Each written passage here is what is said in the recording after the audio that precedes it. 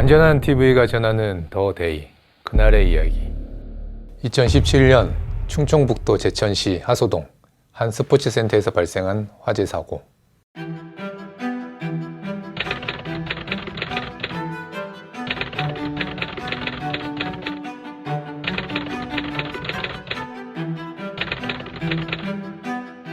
(2017년 12월 21일) 평화로웠던 목요일 오후, 이날 30대 여성 시은 씨는 목욕을 하기 위해 평소 자주 이용하던 집 근처 스포츠센터에 왔는데요.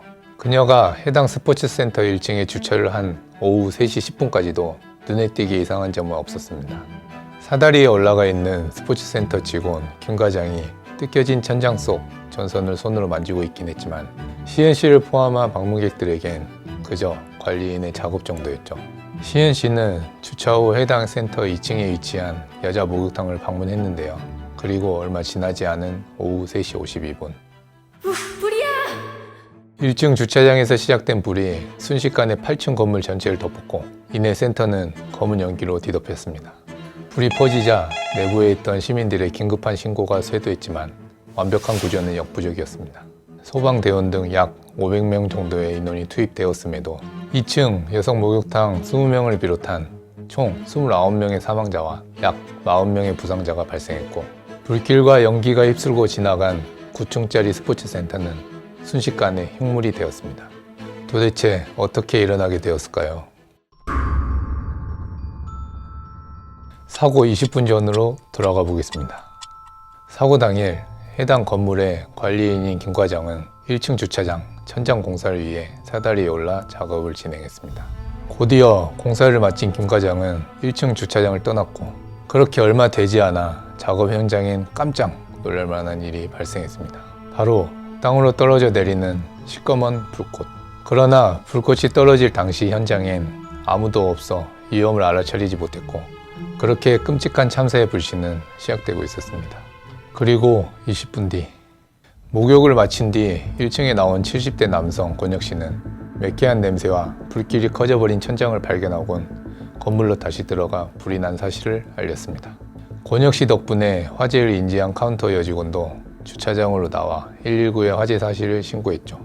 마침 김 과장과 김 부장도 화재를 발견해 바로 화재 진압을 실시했지만 이미 걷잡을 수 없이 번지고 있는 불씨를 막기엔 역부족이었습니다. 그리고 그 불은 차량들 뿐만 아니라 건물 전체를 타고 올라가며 삽시간에 번졌습니다. 그렇게 신고 6분 후 오후 4시에 선착대 13명이 화재 현장에 도착했는데요.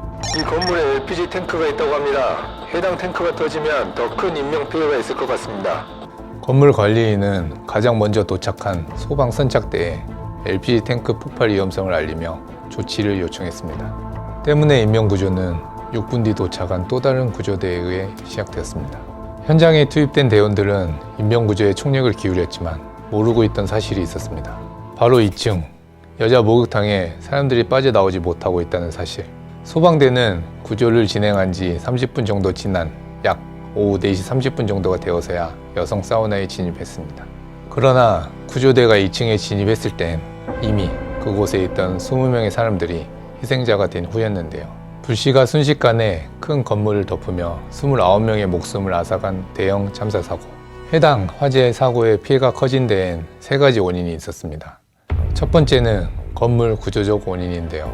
해당 스포츠센터는 1층이 필로티 구조로 되어 있어 화재를 가속화시켰습니다.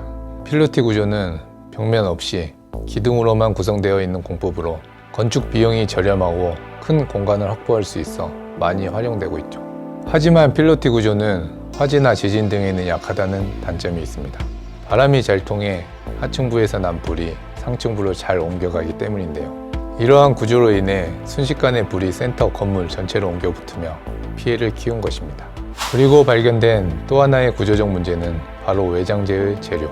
당시 스포츠센터 건물의 외벽 재료로는 가연성 마감재 드라이비트가 사용되었는데요.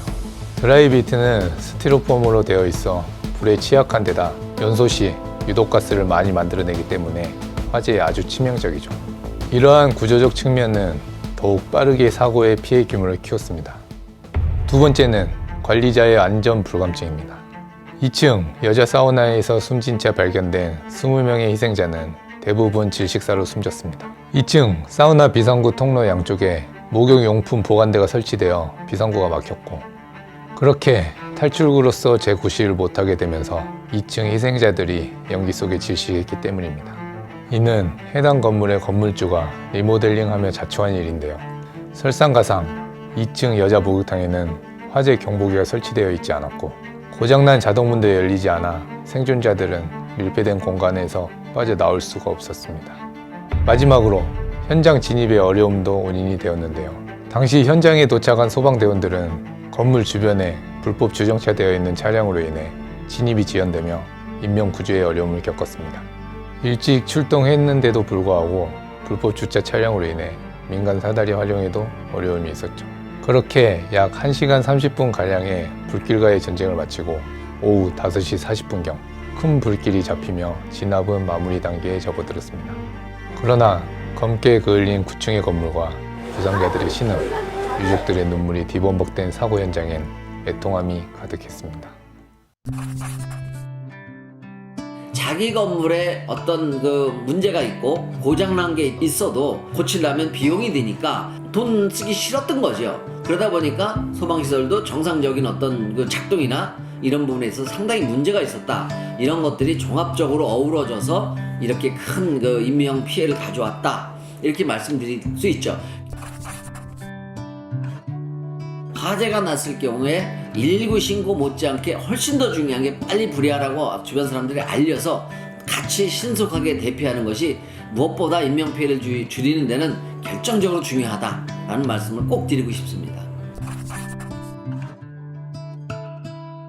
앞으로도 이런 대형 건물뿐만 아니라 모든 건물에 있어서 제일 중요한 부분이 평상시에 소방시설을 얼마만큼 위급시에 작동할 수 있느냐, 또 위급시에 얼마만큼 피난을 용이하게 할 수 있게 피난로를 안전하게 확보하느냐, 이러한 것이 무엇보다 제일 중요하고요.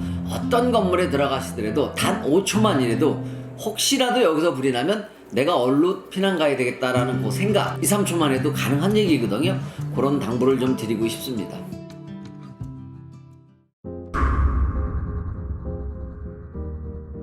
손쓸 틈도 없이 번진 불길에 많은 이들의 목숨이 뒤바뀐 대형 화재 사고. 동일한 사고가 무고한 이의 목숨을 위협하지 않도록 각 지방자치단체에서는 다중이용시설에 대한 안전점검에 총력을 기울이고 있는데요. 특히 화재 경보 설비 정상 상태 유지 관리, 피난 통로, 장애물 설치 여부 등을 집중적으로 점검하고 있습니다. 뿐만 아니라 정부에서는 사고 원인과 관련된 법도 개정했습니다.